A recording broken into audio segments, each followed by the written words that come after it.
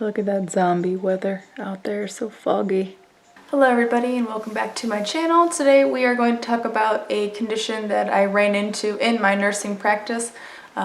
Before we get started, the patient did give me permission to discuss their condition. I'm not going to be using their name or gender. I just will refer to them as they or the patient, as to not give away any of their personal information, but they did say it was okay for me to discuss it.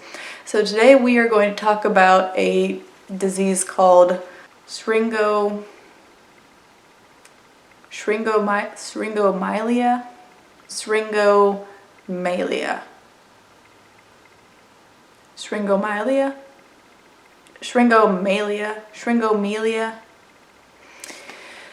The patient knew how to pronounce it. The patient's had it for many years. I don't know how to pronounce it. That's the best shit I got. So let's get into it. So this is a condition where the patient will develop cysts on their spinal cord, and initially it won't really cause any issues, but as they get larger, they will start to cause damage to the spinal cord, and then from the spinal cord obviously down it would cause more damage. So this is a really slow progressing disease.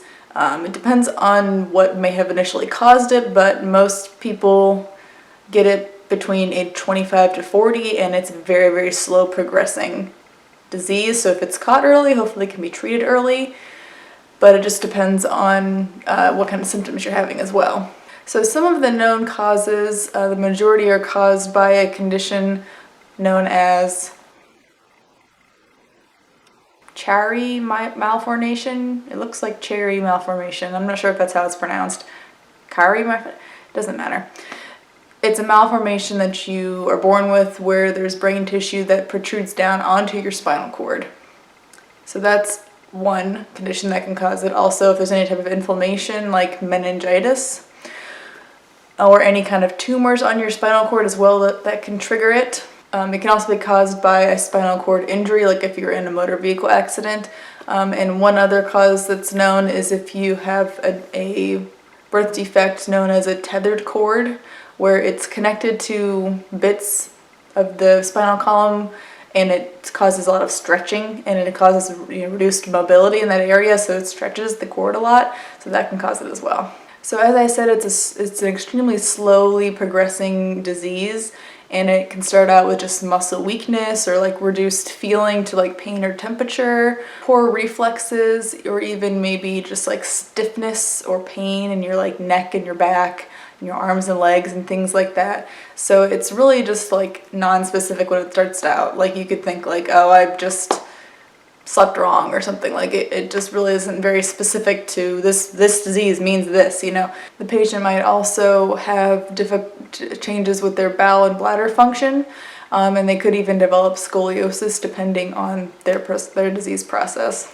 So some significant complications include having chronic pain from this, having motor function problems, and you can even have like really bad scoliosis from it. So as far as the motor function problems go, if you have not able to move your arms and legs that very well, obviously you're not going to be able to be as mobile, so you may have to use a wheelchair or a power chair. Issues that come along with decreased mobility, bed sores, infection, and if you have issues with your bowel and bladder, skin damage, urinary tract infections, things like that. In my patient's particular case, they noticed that they were having some numbness while they were working. But they said it was wintertime, so they were like, well, it's cold. Not that worried about it. And from their account, it just got worse and worse, and they would just start like using random things around the house as like crutches to get around, and they didn't want their boss to find out because they really wanted to keep their job. So they put it off for a while. When they did finally figure out what was happening after many tests, the patient said that their legs were really weak, and they started to become contracted because the muscles weren't being used. And they said they also started to develop really terrible like pressure sores. So they were constantly fighting these sores, these infections, trying to get these wounds to heal, and over and over. And during all that time, they ended up getting a colostomy so they could manage their own bowel because that started to not be functioning. And they also have a Foley catheter as well because that also started to have decreased function. And the patient said over time, the wounds just got to be too much.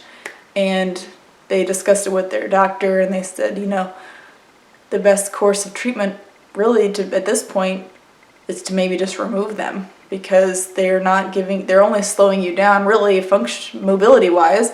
You're just dragging them along. They're not giving you any benefit. You can't walk on them anymore.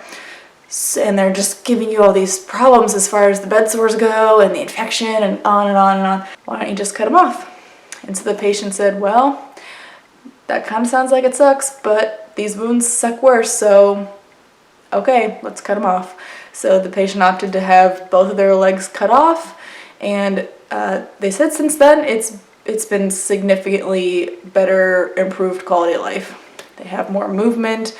They're able to more easily get in and out of their power chair. They have full mobility of their arms and neck, but they did report they had like barely any feeling, like chest down.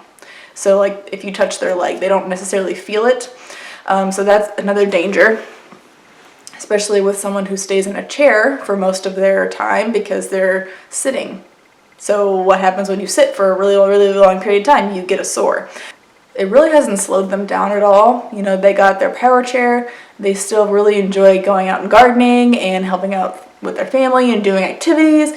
So it really hasn't slowed them down. They've really not let it get to them, and that's really inspiring because it would be so difficult to go from being completely mobile, independent, being able to do whatever you want, to literally being confined to a chair and having to remove your legs. Like, that would be so frightening. But they were extremely upbeat and very, you know, not letting it get to them.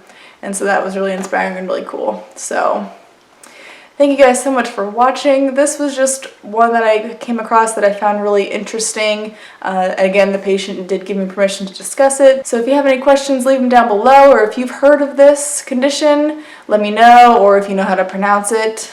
Let me know what you thought of this video, comment, and subscribe for more. And I will see you guys in the next one. Bye.